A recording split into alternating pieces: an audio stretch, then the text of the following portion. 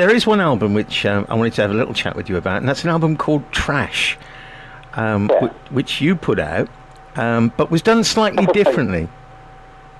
Sorry, say that again? It was done slightly differently. It was a bit of a groundbreaking album, wasn't it? The way it was promoted and produced. Groundbreaking, more windbreaking.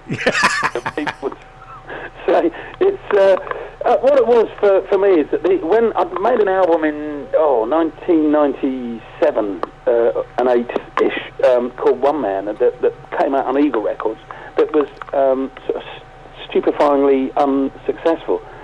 Oh. And I thought, well, things are changing here. The best thing that came out of that particular album, in hindsight, was the fact that I sort of managed to take on board the fact that the internet was just about to happen.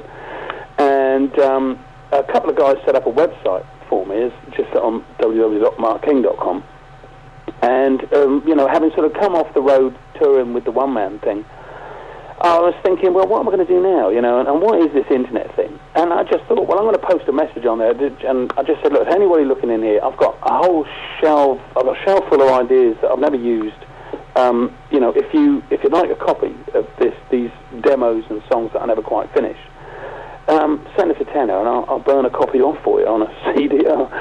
And it was fantastic. It just did amazingly well, and it still does. It's just one of those things that was a one-off thing. And I called it Volume 1 because I've got so many other ideas. But time's the thing.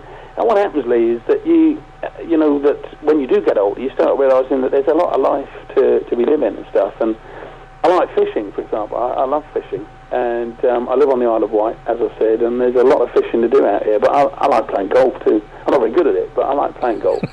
Same here. I'm rubbish at it, but I like playing it. Got some ground, so I like sort of mucking about on my tractor and stuff. So there's a lot, and of course I've got 4 kids. So they notice how important they are. Yeah. They come after fishing, golf, and tractors. At least they're in there. I didn't forget them, did I? No. Very important. Do you now have a studio at home and do a lot of recording there? I always have done. I've always had a studio a home studio since 1982, and all the songs that we've ever. Which is one of the reasons I've got these shelves full of junk because as it was just something that I did. I don't know why the other guys didn't do it, but it just that whenever we came around and let's get some song ideas going. For some reason, I was the one that bought the 8-track or the 4-track, and then the 8-track, and then the drum machines and the sequencers. And everyone used to pile around my house and do the writing. So I always end up with I've sort of ended up with just lots and lots of unfinished ideas, bits and pieces, and sort of now it's sort of 30 years later you think, oh, this is cool, because Universal kind of me saying, oh, you got the demo for that song, and I go, as it happens, I have.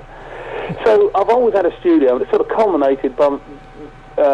Well, I suppose it's culminated in now because the technology is just so great with, for example, Macintosh computers and the softwares that you use to run these things, that you can record, you just record in the comfort of your own garden shed, and you send ideas off to your mates who've got their garden sheds or bedrooms, and they stick their bits down there.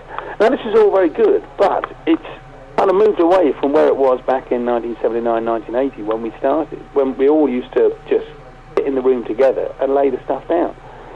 And it occurred to me earlier this year that this was something that's got lost really as technology's come in, and maybe it's not for the best. So I also have a mobile recording unit, a 48-track that I take out on the road when we go out.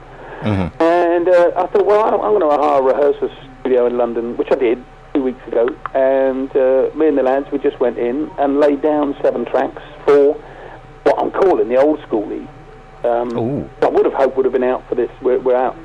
We start the UK tour on October 3rd. But of course, golf and fishing is just. So I've got to. I'll have to finish that one when I come back off the road.